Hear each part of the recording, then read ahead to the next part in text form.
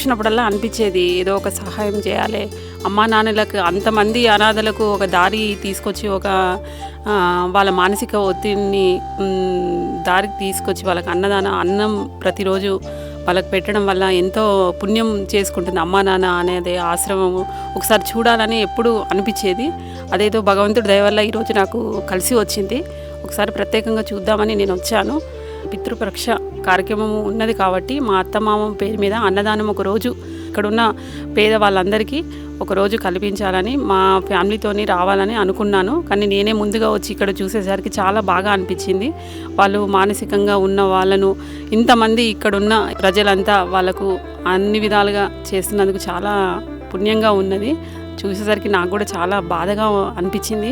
కానీ ఈ ఒక్కసారి ఇవ్వడమే కాదు, ఎప్పటికీ నా కొడుకుల వాళ్ళు మంచి పొజిషన్లో ఉండి మంచి ఉద్యోగ స్థాయిలో ఉంటే నేను ఎప్పటికీ మర్చిపోకుండా ఏదో ఒక విధంగా నేను నా వంతు, నా కుటుంబం, నా పిల్లలు ఏదో ఒక విధంగా చేయాలని ఆశిస్తున్నాను.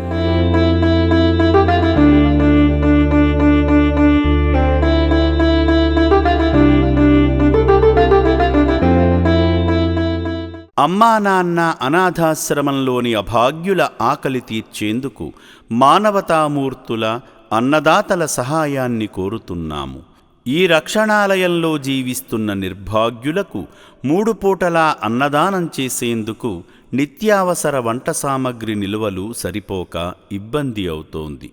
ఈ స్థితిలో ఆకలి తీర్చే మానవతామూర్తుల సాయం కోసం ఈ అభాగ్యులు ఆశగా చూస్తున్నారు.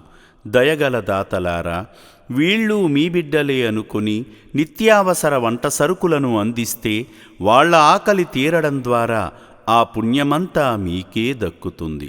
సేవాభావంతో మీరిచ్చే కేజీ బియ్యంతో 4 అభాగ్యులు కడుపు నిండా తింటారు. 3 పూటల 1800 మంది ఆకలి తీర్చాలంటే ఎంత కష్టమో ఒక్కసారి ఆలోచించండి. దయచేసి బియ్యము, పప్పు, నూనె, కూరగాయలు ఇలా ఏదైనా సాయమందించి శ్రీ పుణ్యలింగేశ్వరుని అనుగ్రహానికి పాత్రులు కండి.